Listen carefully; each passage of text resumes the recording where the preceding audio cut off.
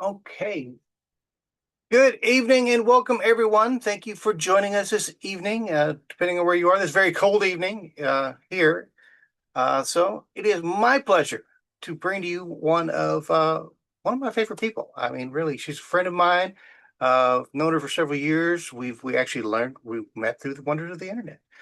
We've been involved in several different things. Got to meet her in person, which I was total fangirled on. It was so cool. Um, but Dr. Amy Barresi is a human-centric agile leader. Say that 5 times fast.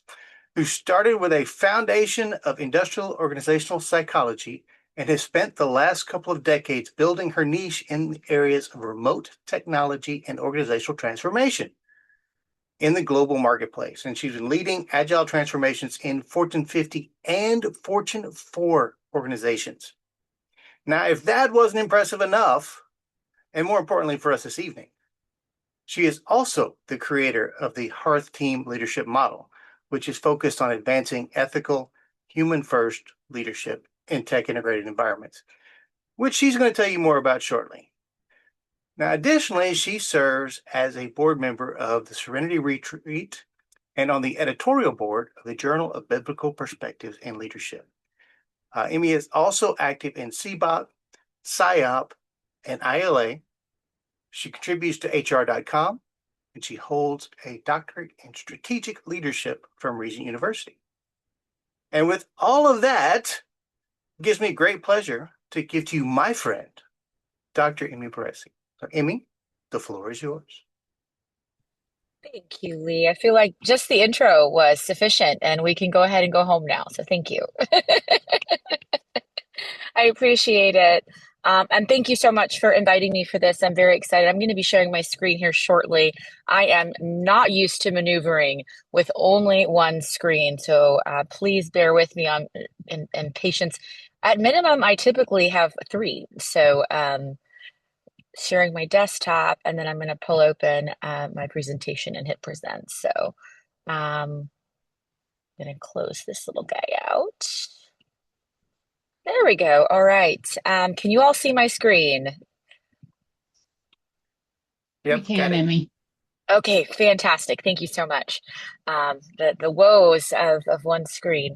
All right, so thank you so much again for inviting me. I am going to talk about my what I call the dissertation project, right? Sometimes it's called the DSL project at Regent University. Sometimes it is just called the dissertation, but it is actually an atypical dissertation in terms of how it was constructed and what my final deliverable was for Regent because I did not get a PhD, I did a DSL. And so you're going to get to hear about that journey. I'll talk a little bit about what led me to my interest in it, the process of getting it completed, the feedback that I've gotten after the fact, and kind of future directions of this particular work, which is the Hearth Team's leadership model, as you've heard. And you'll actually get a cool pre-street on the model, which will also be at PSYOP this year. It was accepted for one of their alternative sessions, and I'll be talking about the model there and some of the feedback and the work in the leadership development space for this work. And so very excited to be sharing it with you here first, and we'll get started. So who am I? I feel like Lee, you already covered all the awesome stuff. So I'm going to move on from this slide pretty quickly, but I do want to just share that my interest in the remote work was actually the initial onset there. So in my master's program, I focused on remote teaming as my research area. And that was actually going to be the original concept here when I was in my doctoral program. But what I really recognized reading literature was that remote teams and what I've called tech hybrid teams, which I will show you a little bit more on here in a second, um, they're technology enhanced teams, and the competencies for leaders in technology enhanced teams, regardless of that composition of the team itself, were really the same. And so thus was born this model that I'll share with you. So let's move in to kind of talking about setting the stage part of it. There is really a crossroad here that was happening between global AI and robotic development as well as remote work. So I mentioned technology enhanced teaming, but robotics are also involved. AI is kind of the buzzword of the day. But remote teams, if you think about them, are tech enhanced teams anyway by their very nature. So whether it is software or collaboration software that we need to, Teams or a work management tool, right? So by nature, they are already enhancing their teaming with technology. Now we're throwing in robotics and AI into the mix. So these team compositions are really what I'm talking about when we talk about tech hybrid. So it is people plus technology that equals the tech hybrid team. Now, in literature, you'll find various other designations of what this can be called. HAT, which is human AI teaming. You'll also find HRT, which is human robotic teams. Some literature from a lot further back in our timeline, excuse me, uses the terminology socio-technical team, which is making a comeback in some of the more modern literature. But for all intents and purposes, when I use the term tech hybrid, which is part of the name Hearth, right, it is actually intended to just mean people plus tech in the team, and it's in its composition and how it operates. This is not all teams all the time, but it is growing to be an increasing number of teams, regardless of the industry or the market. So this is really industry agnostic. I provide some examples here later, but before I get into that, I do want to talk about the ethics part now, because that is really going to be the center of the model when you see it. And I actually love to lead by talking about what the cost of ethics oversight really is. I provide some examples here in this particular table, but what this speaks to is cases of organizations having a lack of ethical clarity or potentially some issue with data transparency or protection, or perhaps there is an issue with the data systems behind the scenes. Now you think about AI, right? Things like racial bias and facial recognition, right? So some of these key and core issues you're actually seeing come up more than one time. You'll notice on this chart, even Boeing is the ethics oversight illustration here for Boeing was from 2018 and 19, and their name has been back in your popular press news again very recently, right? And so there is actually a substantial reason why the ethics piece of the technology needs to be considered as we move forward in the leadership space specifically.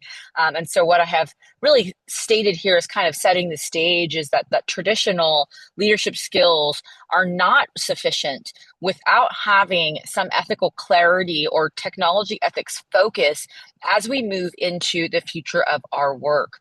I would even dare to say that this has been something that's coming for a while since we started throwing Blackberries in hands and using laptops, right, where we're transporting our work in that way.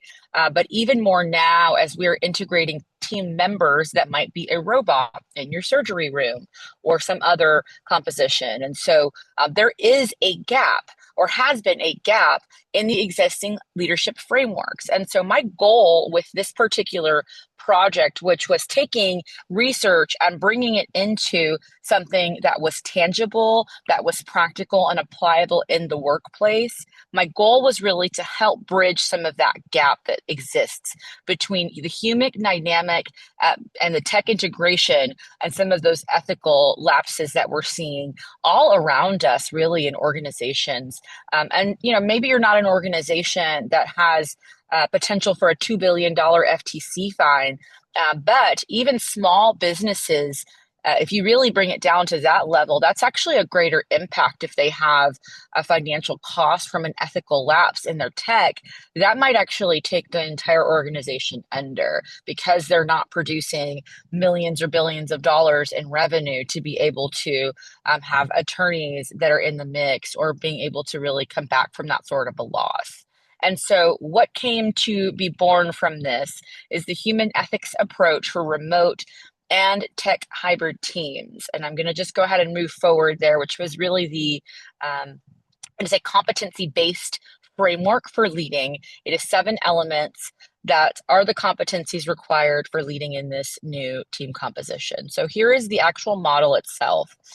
The central part of the model is the human centric ethics. Now, what I did for my DSL dissertation project was write a book. The book is about 100 pages, which really explains the theoretical construct behind this model. Then from there, it became a 3-day leadership development course, which is the practical application piece for this. So you have this model. Okay, great, right? How do you even use this? That course bridged the gap from the book of 100 pages of the why or how this came to be into now I'm using it in my workplaces. And so I invited 10 leaders from across the world. We actually had global presence in this particular course. To learn this model, learn the theory behind the model, and then start applying this in their specific work context. So, what does it mean for them to have communication expertise, both for human and machine language? What does it mean for them to be able to innovate and adapt within their context and have agility? What does technical literacy in their market and their space mean, right? Transparency and trust, you'll notice here is the encapsulator.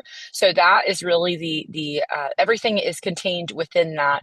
And for technology ethics, transparency and trust is really something that touches every other part of the model, just like human-centric ethics do. So the other 5 elements have overlap with that. And in the book, it really explains that. And throughout the course, explains how those two key encapsulator and central parts of the model itself touch every other leadership competency required to lead these teams well in a way that really elevates that human-centric ethics. So I'm going to go ahead and move forward. I want to share some of the case study data. So what these leaders provided me was some pretty amazing feedback. So I had feedback immediately. So they went through the 3-day course. As part of day 3, they provided feedback.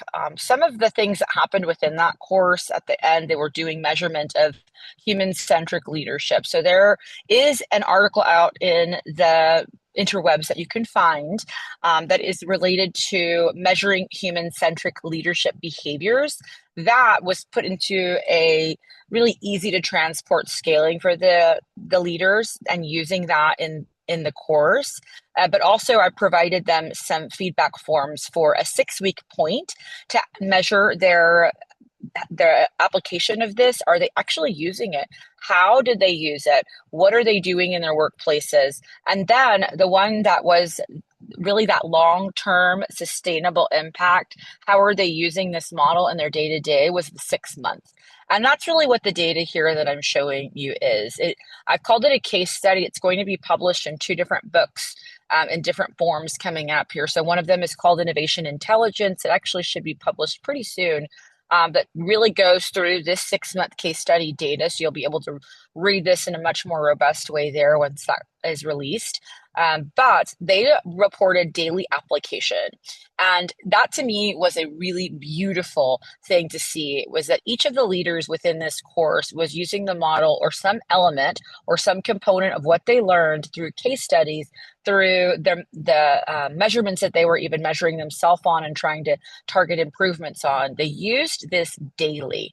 Some of the key areas there that I was very excited to see were the empathy and the transparency and the inclusivity in their everyday interactions and decision making. As mentioned, we have global presence on this. So this were leaders of global teams, but also people in other countries that were able to use this. So that the erosion of barriers, remote teams are really notorious for that, right? Of geographical barriers. So to be able to see this apply in a global context spoke to some of the global agility principles and the global leadership principles that really fed into that part of the model's construction. The trust and feedback to me was really exciting. These leaders, and 2 of them I actually got to observe in the workplace myself, which was really wonderful to see the change and transition of these leaders over time, but intentional trust building and intentional psychological safety building in collaboration with their teams. These were remote leaders specifically that I'm talking about in my workplace. We are remote, we are global, we are all over the place. And to see these team members or these leaders within this environment, even observationally, to be able to see them making intentional strides using these elements was amazing to watch. Inclusion and visibility. Visibility, I think, is a very hard one when you're in an environment and a culture that does not actually want you on camera all the time, or have frameworks in place to do that.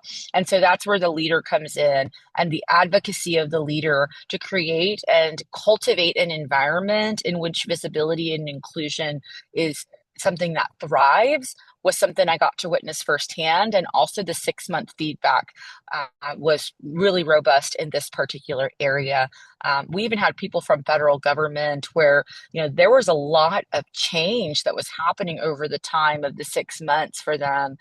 So to be able to get the feedback afterward that even in the midst of a changing environment, that's then where they got to apply that culture of innovation and adaptability, right? So just really great to see various markets or industries rather, and various roles being able to apply this and finding some core and key themes of the participants.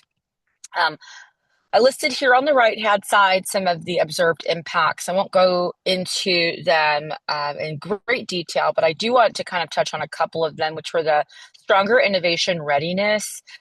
Several of these leaders are in roles where they are actually being tasked with now AI implementation, or what one of them is their organization is really calling it AI first, right? But very AI heavy is really the principle there. They are being tasked with bringing this in a greater, more robust way. And they expressed, and several of them have expressed, that they have a readiness to be able to do this in a way that brings accountability and transparency to their decision making about how they're integrating AI. And they're doing it with purpose, and they're doing it with a focus of ethics at the forefront. So it's not just how can I do it, it is how can I do it ethically. What is the ethical consideration for X tool or X process we're updating now with AI or with robotics, depending on their particular context, right? So being able to embed this into their daily practices and enhance their innovation capacity, it was just a remarkable thing to see. So I'm excited to see this kind of grow, to have other learners go through this leadership development course and cohort, and how they're going to apply it in their unique industries. I'm very, very interested in continuing to work in the global sector as well, because I think that to me is going to really kind of additionally prove out some of this model. That's really, I'll talk about that in a little bit as far as the future directions of that. But I am excited to be in conversation and collaborating with people all over the world that have an interest in implementing this in some way, shape, or form. So I want to provide some examples here. Some of these are examples that are actually going to be the people, or two of these are examples of going to be people that were in the course, and one of them was not, although I'd really be very interested in getting into law enforcement for anyone who hears this in the future. Law enforcement, we think about a robot dog, right? A robot police dog that you'll see. I think it's Boston Dynamics that is the organization that has put that out in the world. Or in California, I was reading some popular press articles about having robots that were actually doing some patrol in parks and things like that. So that is a tech hybrid team. There's actually a lot of potential for law enforcement, where potentially that a robotic could be the intermediary and maybe a situation in which is actually physically dangerous for a police officer to engage.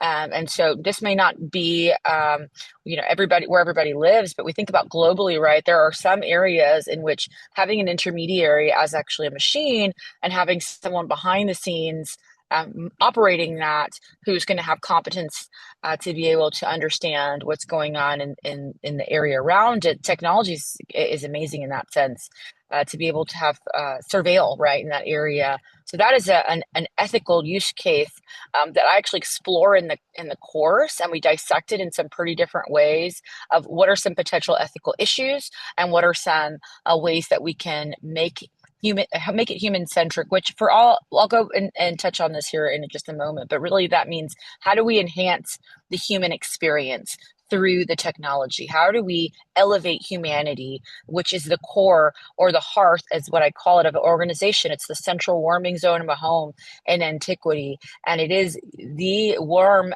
zone of an organization. You are the lifeblood as of the organization as a human, and that's 100% my belief. Part of what I tagline Hearth is human first always.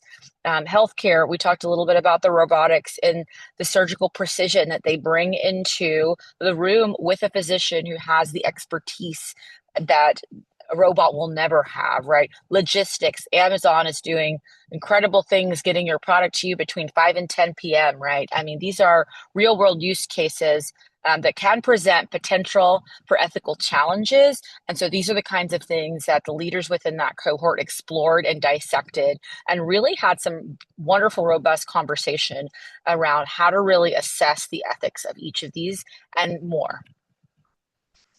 So, what are human centered ethics? I'm not going to go into all of these here. This is actually one of the slides from the course, but I want to touch on this term at the very bottom right here, anthropocentrism, that actually gets a horrible rap. We've done some horrible things to our planet. We are not always so great treating the world around us, right? But I have adopted that term when I talk about human centered ethics and human centricity for leadership. I adopted it to mean the belief that human beings are the central, most important entity in an organization. And I can actually tell you now that I have been doing this for a little bit over a year and speaking to this.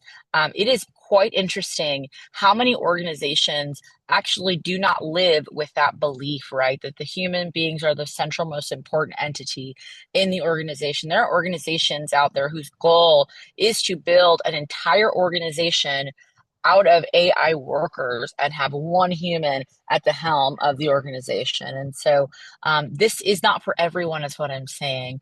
But what I have learned over the last year since this was released is how to speak to different organizational leaders about the value of humans and the value of really developing your leaders. There is a cost to not developing leaders on the front end. There is a cost to not having ethics as a consideration in your technology integration and implementation.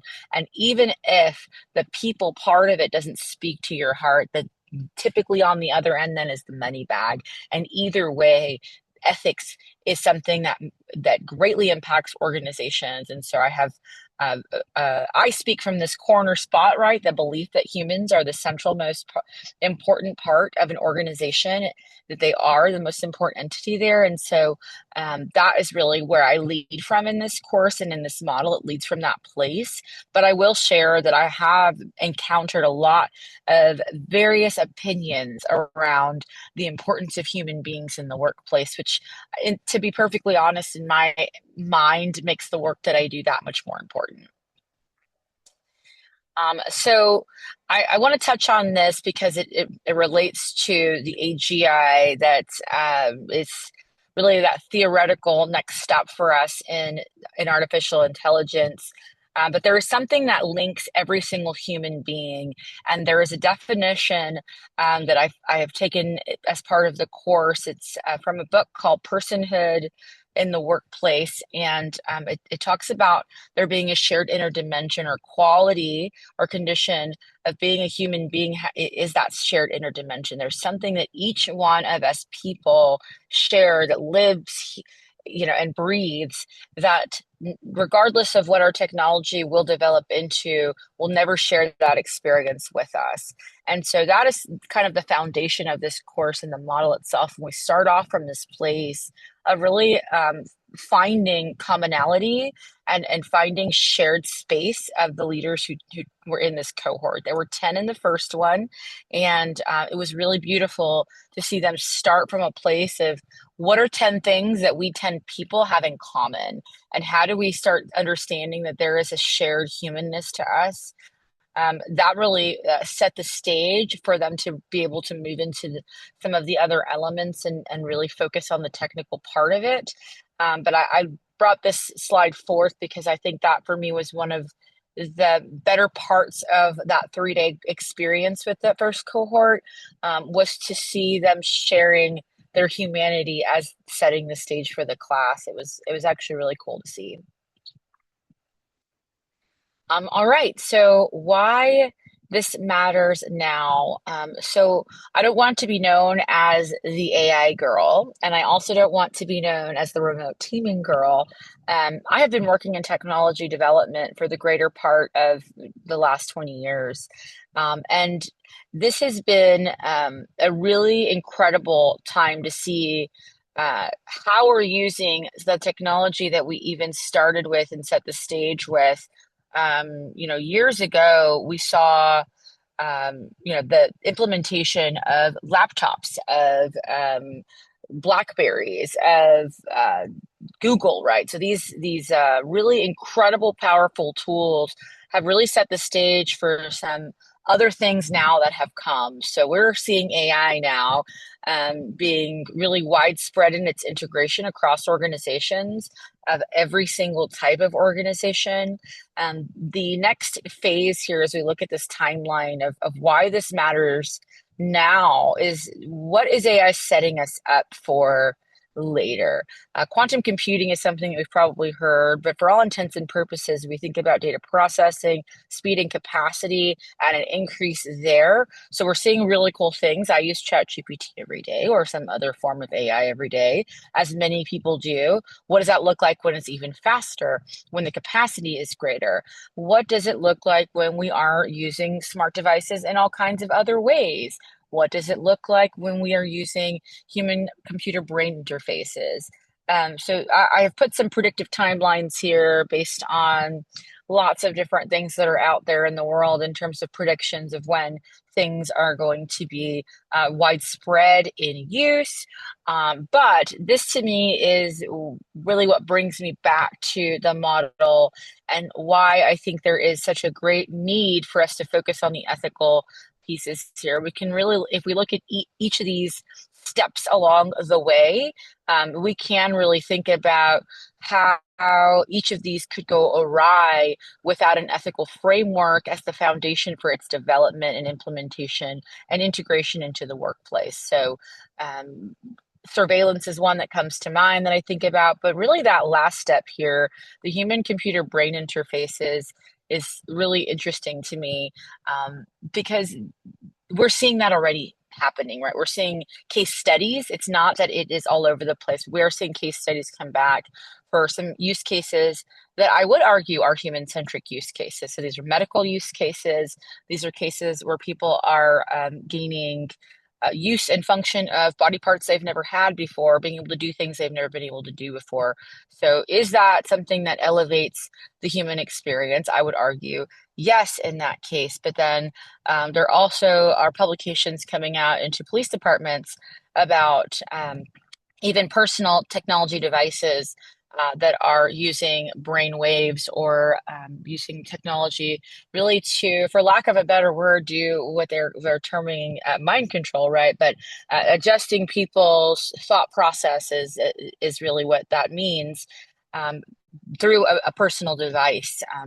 Police departments are receiving notice now, hey, we don't have a way to combat this. It's happening right now in 2026, not 2035 to 2040, right? We're seeing some of these things come out, have predictive use of these things being widespread, but we're already seeing nefarious use of the technology that is available today. And so, really thinking about now down the line, we already know we're using technology today for bad reasons, or some people are, right. What do these next steps look like? And that's really the why of the need for the ethical framework. So my proposition to leaders here is that we really move along what I've called the machine human dynamic spectrum from agentic shift. So it's the stupid computer, it doesn't work. To taking that sort of mentality and moving it to a human focus of accountability. That is part of the goal of this model. It's part of what's taught in the course, is to help leaders understand what it means and why in the human focus of accountability, how we have to retain that as we integrate these more modern technologies, as we move down that timeline of the technology that is to come, as we use foresight to see when that's coming. How do we, as the human leaders in organizations, wrangle, hold on to this concept of human focused accountability and really reject the concept of agentic shift onto blaming computers or blaming AI or blaming machines for whatever the outcomes are in certain situations. So we've heard this term future ready leaders, right? And so I've just put some checklists together here about the concept of technical literacy. So that is a really unique element to the model that was designed. There are not leadership models at present outside of this one that I could find that incorporated the concept of technical literacy, but I do believe it is crucial for future ready leaders. And what is future readiness? Tomorrow's technology, are you ready for the impact that's going to have in your organization? Are you ready for what is potential to happen to your workforce with tomorrow's technologies? Are you even aware of what tomorrow's technologies are, what's on the horizon, right? And so these are some of the check marks that I've really put out there to help prepare your workforce for the evolution of what this new tech is going to be doing to the workforce. How do you support your teams in having a culture of learning and making sure that they are adapting constantly, innovating constantly, right? How do you safeguard security? That can be that could be your data, that could be your people, that could be your business itself. How do you safeguard and future proof your organization itself, right? There are some ways that I teach that in the course. There's some scenario planning concepts, more of the systems thinking, being able to kind of look out and scan on the horizon of what's on the way to be able to really focus and test, if you will, some of your strategies. But that's part of what was taught there is how to really take that today focus and look outward. And scan and understand if what you're doing and planning and strategizing for today is going to really meet that future need. One of the other areas, the concept of innovation and adaptability, right? But really, the goal here that I helped teach the leaders within this cohort were how to really reduce this concept of change as a project and increase the concept of change as a capability. So that was one of the things they took away from that was not to really look at it as managing change, a change project, but that I will need to constantly be changing because technology is accelerating at such a pace in which that's going to be a critical capability for me in the future as a leader. And so that's one of the things that we talked about in that particular element or part of the course.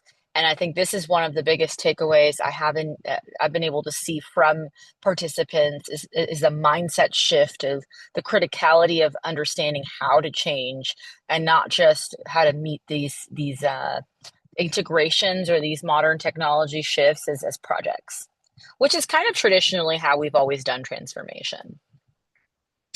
All right, so the human tech synergy, it's like a word or a phrase I've seen out there in the world, so I just thought I'd throw it in there.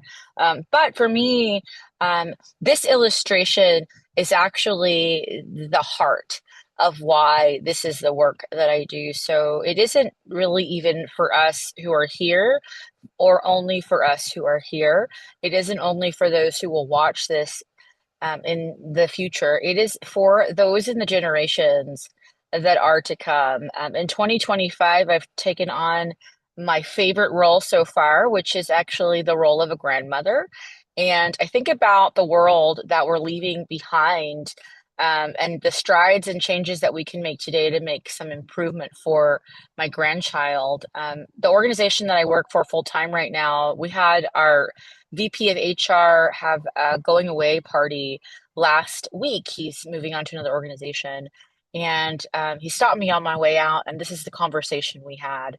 was not about us and what our workforce is looking like and how it's changing. And it's not about us and how AI is taking over and all these things. We actually talked about the world we were going to be leaving behind for our kids and our grandkids. And so he's been a huge proponent of my work. He has been a huge advocate of a lot of the work that I do, but specifically for the future generations. I can't talk about what the future of technology looks like without thinking about the people who are going to be in the workforce using it, right? And those are going to be the kids of today. And so when I think about the imperative nature of ethical frameworks to really move into these next steps in our technology space with, not to replace us, right, but to really elevate our creativity, elevate the things that make us uniquely human, like empathy, like our ability to have discernment in a way that a machine will not, right? These are our uniquely human characteristics, but for the next generation that's on the way to the workforce, is this more important and vital?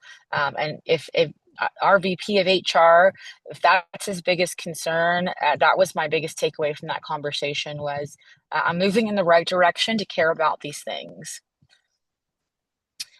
So I am inviting you, whoever you are out there. It's a call. Hearth is not just a model itself. The work that I do with it is a call for us as leaders in our industries and in our roles and in the space of biopsychology, which is so uniquely poised to be able to meet some of these challenges in the age of AI, robotics, fill in the blank of all the next tech that's on the way, right? To embrace ethical excellence. Something that I had a professor tell me along the way was to embrace excellence, that mediocrity really will not move the dial. And oftentimes, I want to sit in this place of complacency because it's comfortable. But at the end of the day, there are many things happening in our technology space that requires us to be forward active champions and actually championing ethical practices. Now, I shared the model with you, but coming up here at PsyOp, I will be doing some case studies with it to really explain to people how to use it. I mean, at the end of the day, it's an image, right, that has some words on it. My goal is to really bring this and expand it further so that people can apply it and use it and have a framework to be able to say, is my leadership going to meet the next step? Where do I have deficits? Where do I need to develop to be able to move into this future that is going to be in a way that sets up my organization and my teams for success? So that to me is embracing ethical excellence to really be proactive in that space. All right. So if you haven't been officially invited, you are invited. And yes, you, whoever you are invited to really focus on committing to humanity or having that humanity focus and ethical leadership for your integration of your technology and any of your transformations. I use this image of, people going to the light, but at the end of the day, what I really, really care about are people and having a humanity focus or a human centric leadership focus to me is critical in moving into the next space of transformation. The word transformation in the technology space is common to use. But what do we think about transformation really is, right? You think about maybe a butterfly coming out of a cocoon, right? Something that is entirely different than it was before. And so, if that is the word that we're using to describe our technology changes in the workplace, then we are going to be seeing things that are entirely different than they were before. How do we poise our leadership to be able to be prepared for that, to be ready for that? And I hope to do a small piece with this work that I've been able to construct. I was very excited to win the DSL Project of the Year for Regent University. So they believe in this work. It is their outstanding dissertation project of 2025. So they believe in the core concepts and what was constructed here. And I'm really excited to bring it forth. I'm excited to put it out into the world more in 2026. And I'm excited to share it with you here, and hope to see some of you at SciOp to be able to share it there and other places where it will be making publication this year. And I would love for anyone who would like more information on it, please feel free to reach out to me. There is a one pager on it that I have given that will hopefully put in the chat, but I can also send it. And just to, as my thank you and a note here before I go into any questions that we have, I have finally made a LinkedIn page which has only me liking it, that I figured this would be a first place to like put the QR up for the first time. Was if you're wanting to hear more about this work as it emerges, as it grows, as it goes out into the wild and becomes something a little bit greater than it was. There is a LinkedIn page that I've created finally for this, and so figured this would be a good place to pre-street that QR code before I start putting some content out in the world. And with that, I will stop sharing so I can see faces. All right. Oh, thank you. The one pager's there. Yeah. Thank you.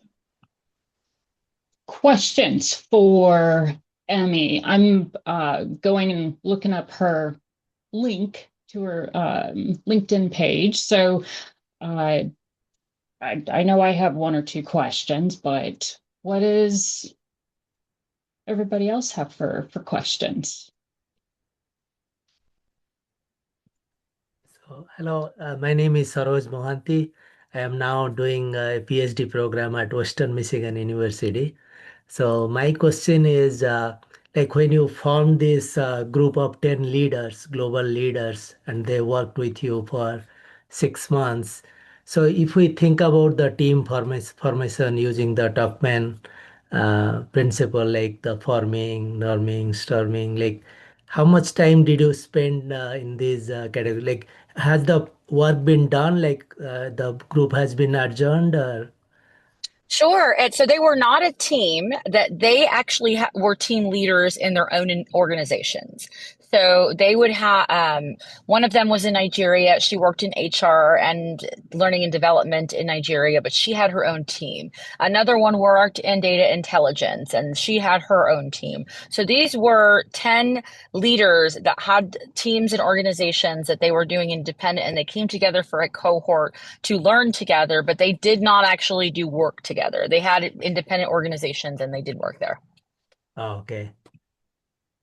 But you said that you saw the impact, like at the end of the 6 months, they Yes, could. so they provided their feedback, and in fact, they had people that could speak to their leadership changes provide feedback as well. So it was not only self-reported data; it was also from maybe their supervisor or potentially even someone who was a subordinate that provided feedback, but someone in their workplace that could speak to behavioral changes across the 6 months. So it wasn't just self-report data. Okay, okay. Thank you for sharing that. Absolutely. What else is there for questions? You can come off mute or put it in the chat, whichever works best for you. Will this And maybe in PowerPoint the, be will yeah, this PowerPoint be available later, or the PowerPoint that you showed us today? I can share. I can share it. Okay, thank you. so maybe to give people a little bit of time to consider questions. So one topic I know, Emmy, that people are concerned about in terms of AI, especially from an environmental standpoint, how do you incorporate that thought into, the let me look at my question here.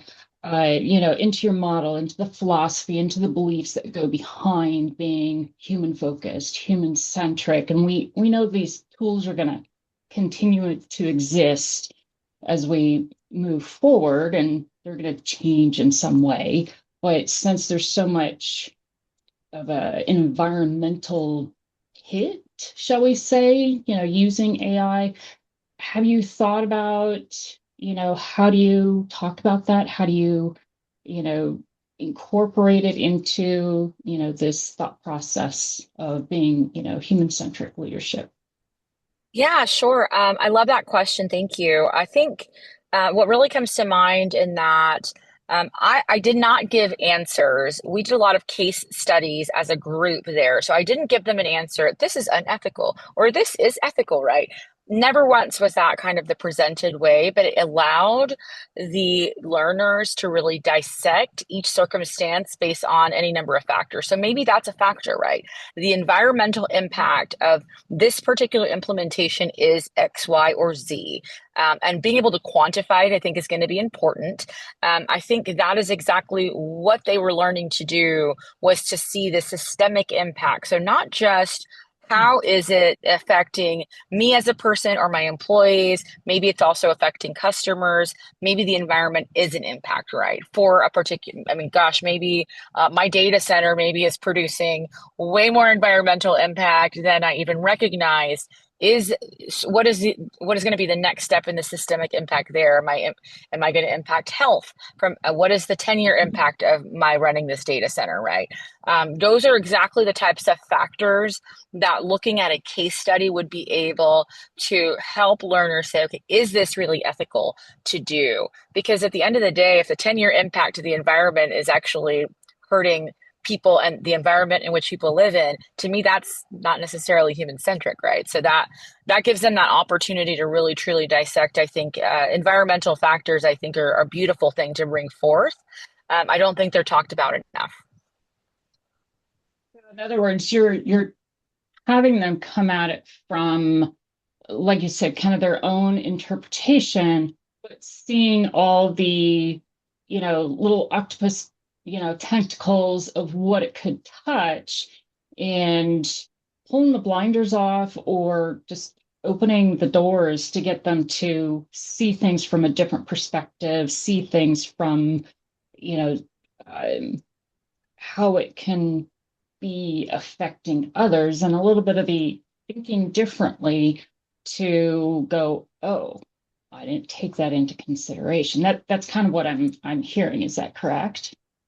100%. One of the videos I show in the course or have shown is called Cats in Borneo, and it's actually a World Health Organization. They were trying to meet an issue of disease and ended up creating environmental issues because of the way they tried to implement the reduction of disease. And so they did not consider the systemic impacts of bringing in a certain kind of bug, or maybe I can't remember exactly the sequence in which it occurred, but the rat population increased, and then their roofs were falling in because thatch-eating worms were increased. There was just all these systemic impacts from one move of trying to eradicate mosquitoes.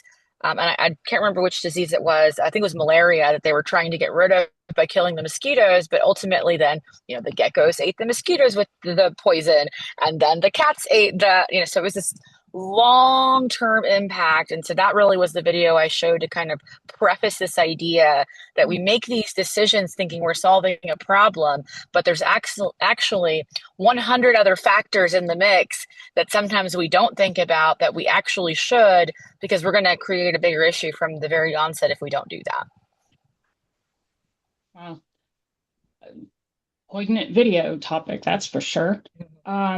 What else is there for questions? I've got a few smaller ones. Okay, Dr. Benamy, let's see. The components of the HEARTH model, did the cohort you worked with identify any one area that is most challenging to deploy and any potential strategies to overcome the challenges? That's a good question. Yes, I love that. And I would say, yes, it was technical literacy, actually. Most of the people that came into the cohort were not tech background. Now, I do have a tech background, so I think there was that mental bias of, oh, this is going to be easy for everybody. But it wasn't. In fact, I had two people come from federal government backgrounds who didn't even like want to touch any new software. They were like, no, we've been doing this the same way for the last 30 years. We don't even like implementing new software in our team, right? And so that to me was probably the greatest challenge and barrier. I actually had the fortitude though, of being able to go work with them at their yearly meeting. This was the HUD department. And it was really amazing to see them very slowly moving the dial to having some openness there. But I will say that was a big challenge, was to even have openness to new technologies or learning about technologies. I think the way to really mitigate that, though, I mean, these are things that are probably going to be a little easier to learn than some other components, right? So, technical know-how, although they may not want to go and venture into that, I think speaking to the why you need to was the win for me. And they have made some strides. I know one of them personally into moving and trying to learn more about some of the technology that's coming. But I will tell you that was surprisingly the one that people were more averse to. Is I don't really want to know this. I don't care. We've been doing the same types of thing. We use Microsoft Suite and we use Teams and email, and that's it, or in SharePoint or something. No desire. I was surprised by that, by the way. Thanks for the question. Let's see. So she continues on. Would you consider technical literacy a new skill human-centered leaders need to increasingly embrace in remote settings? Yes, is the short answer. But for what it's worth, remote teams are technology enhanced teams, and you can increase the effectiveness and productivity of a remote team by the type of technology you implement, whether it's for collaboration, whether it is to maybe you have a technology team member that is some of the automated administrative tasks, right? Depending on how you implement that technology, I would say you can increase the effectiveness and productivity of your team exponentially. So I would say yes. The more literate you are, the easier it will be to implement that sort of technology. Yeah, and I think I agree there, Lee, as far as technical acceptance. I mean, I think one of the things that I've observed working in technology, I mean, people just in general have a reluctance to the new sometimes without, and I think that's really what we speak to in that course as far as technical literacy is how do you gain comfort with exploring technical solutions? What are the questions you need to ask to be able to be comfortable or to have some receptivity with technology and new technology as you're implementing it? I think that is something I've met just in the technology development space, knowing that. So I was really able to incorporate that into that piece. How do you prime people a little bit better to receive new technology? That's going to be kind of setting the stage from the tech development world to begin with, right? So that got brought into the technical literacy because of it, and I think that's a really awesome way to make some cross-functional moves there. I just got one more question, and no, Yeah. these questions are great, Dr. Benamy. If I need to build my technical literacy, where might be a good place or topic area to start? That's a good one. Yeah, sure. I think it depends on your industry, right? There is a whole host and array of technology out there.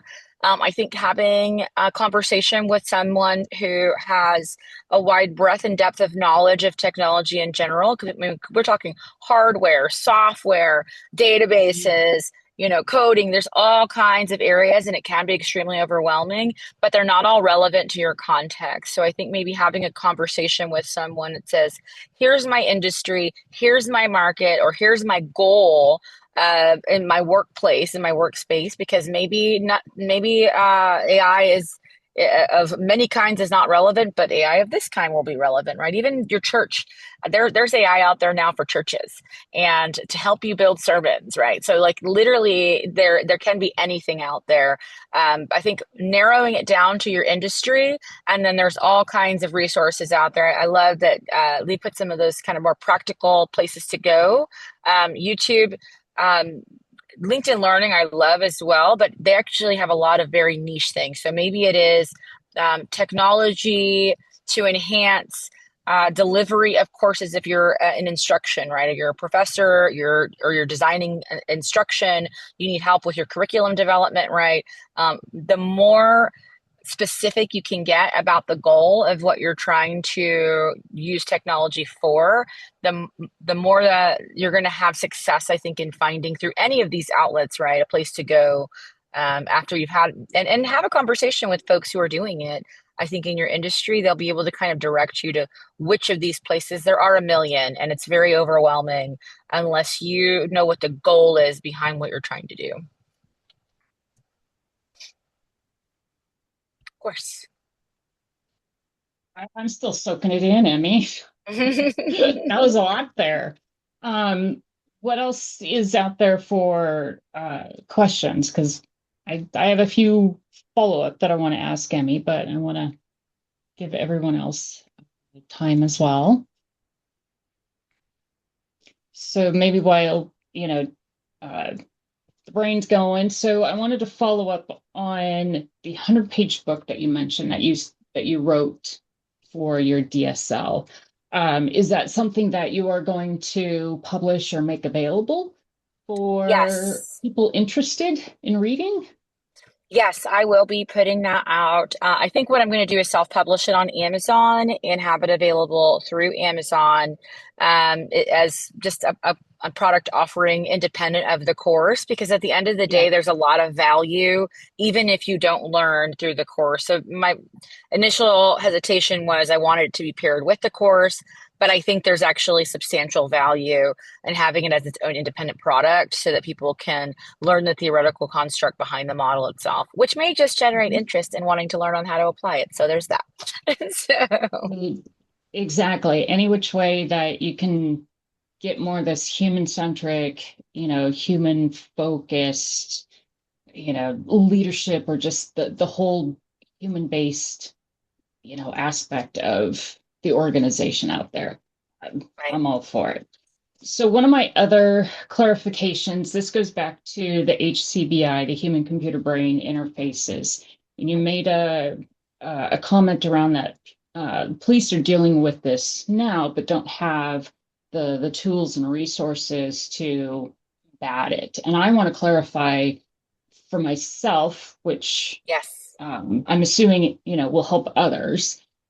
I want to make sure I'm understanding what you're referring to. And so that would be, say, um, part of me wants to say TikTok, but it's more or less when individuals have these relationships with these AI tools that I like to call them, just to really point out that AI is a tool for you. It's not a construct or something for you to build a relationship with. Is that kind of what you're referring to? That's where I was a little fuzzy in. Sure, yeah. So Um, that is not so there are police departments that are receiving notices now of actual devices like your AirPods or your computer or your TV.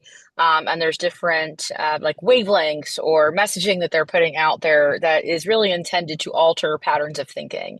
And I forgot that, oh, I yeah, so gotcha. there's not a way for them to combat that. So when you think about how that could potentially be used by perhaps a criminal Mm, enterprise or something like that. There are very few resources right now that police departments have to combat that sort of crime. And so that's really where that's coming in. If they're okay. already having crime in this space, you can imagine that other development in the future is going to also likewise have crime before it's being able to be met. I mean, that's something that police departments have dealt with for a long time is not being able to keep up. Are you Gotcha. referring So like go people ahead, Tracy. are you talking about people accessing other people's like home Google where they're accessing their cameras and that type, is that what the type of thing you're Sure. I mean, cameras is probably one of the devices, headphones, things like that. I mean, when you think about criminal enterprises and how they use our information today anyway, right? They can log into your bank accounts, they can do all kinds of things.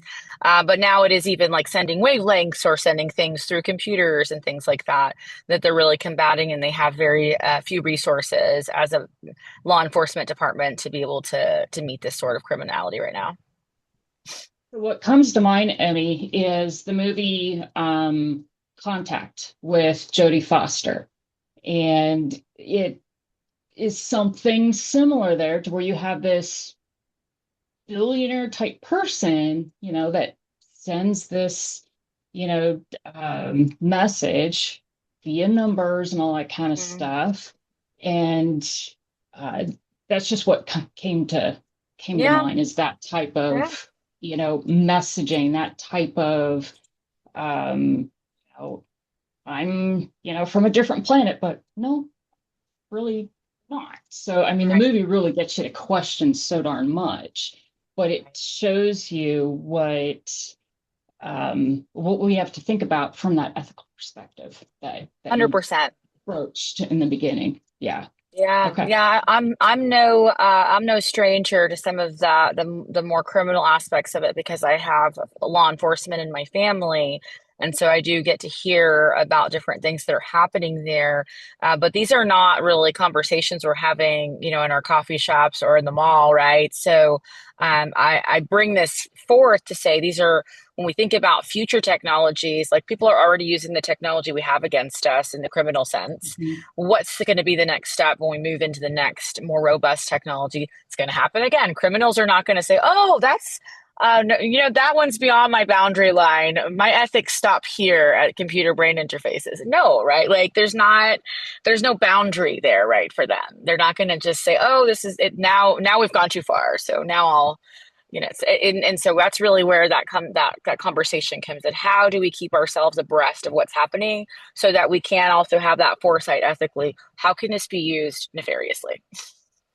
Yeah, and that's why I wanted to clarify Hmm. that topic because Hmm. didn't it was so darn Yeah, fuzzy that to your point that you just said, it's not talked about. It's not ever. put out there in the news of this is what we're up against. Right. So thank you for that. Oh, you're welcome, Tracy.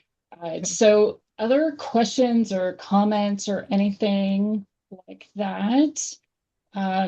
So once Lee downloads the